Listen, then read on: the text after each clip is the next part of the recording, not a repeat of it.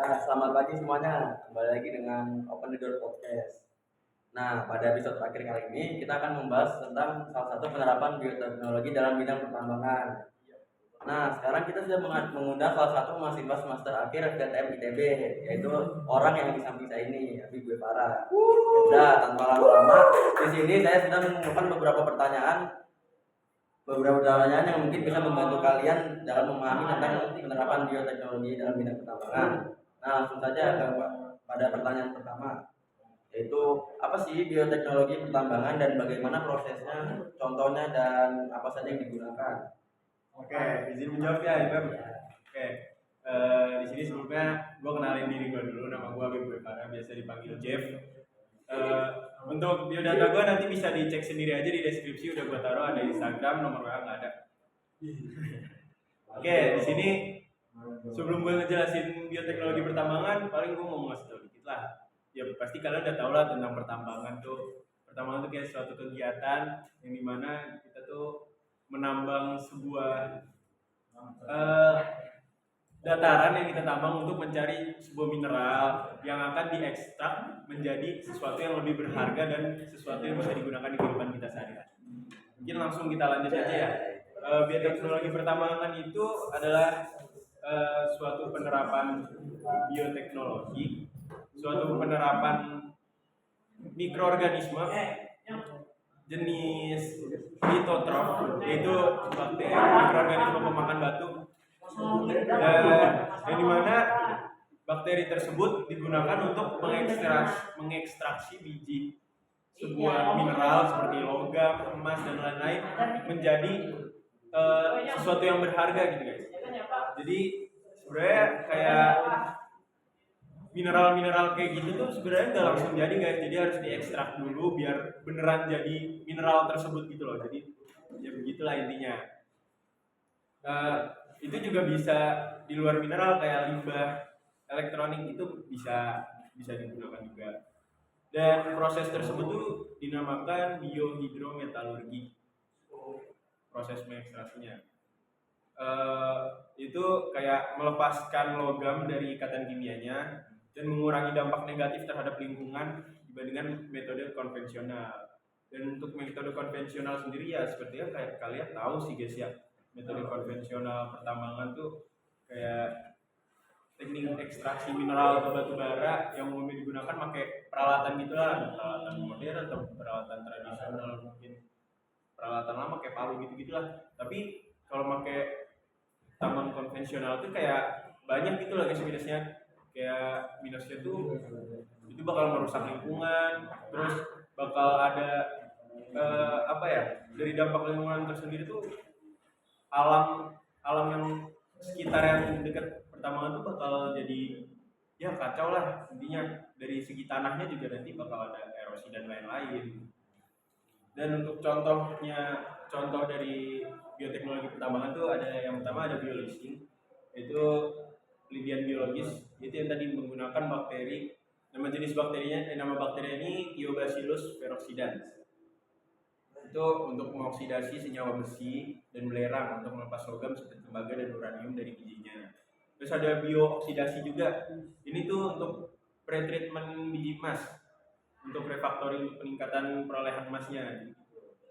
Dan ada juga bioremediasi untuk pengolahan air limbah tambang, asam untuk menghilangkan rasa tambahan dan sulfatnya. Oke, paling itu sih guys. Dan mikroorganisme yang digunakan tuh ada jenisnya chemolithotrof acidophilic yang hidup di lingkungan tanpa zat organik. Dia tuh mampu menempel di batuan dan mengoksidasi mineral sulfida. Gitu guys. Untuk penerapan industri juga lumayan banyak sih, dan ini bagus-bagus sih. Sebenarnya kayak ini sesuatu yang dibutuhkan guys. Itu ada penerapan industrinya, ada sistem ini digunakan secara komersial di pertambangan tembaga, emas, nikel dan kobalt, dan pengolahan limbah elektronik. Dan pengembangan metode ini terus berlanjut, termasuk penggunaan analisis metagenomik untuk membantu komunitas mikroba di lingkungan tambang. Nah gitu sih info-infonya. Itu ada nih pertanyaan kedua. apa nih keuntungannya dan kerugiannya dalam bidang pertambangan ini? Oke, buat keuntungan bioteknologi pertambangan ini sendiri tuh lumayan sangat-sangat menguntungkan sih untuk kehidupan kita sehari-hari guys ya. Keuntungan tersebut tuh yang pertama nih, eh, sistem ini tuh ramah lingkungan. Itu dapat mengurangi emisi udara dari emisi SO2 dan limbah kimia lain-lainnya. Dan yang kedua tuh ekonomis. Yang ekonomis ini sendiri tuh bukan, maksudnya tuh bukan kayak murah gitu guys, bukan jadinya murah karena pakai sistem ini, enggak. Jadi ekonomi sendiri itu dia tuh kayak untuk mengekstrak ini tuh dia tuh nggak pakai sesuatu yang mahal, maksudnya nggak memerlukan biaya yang banyak juga untuk mengekstrak mineral tersebut. Dan yang terakhir tuh efisiensinya tinggi, jadi untuk mengekstrasinya tuh dapat mengekstraksi hingga 97% dari bijinya tersebut. Jadi gitu sih keuntungannya.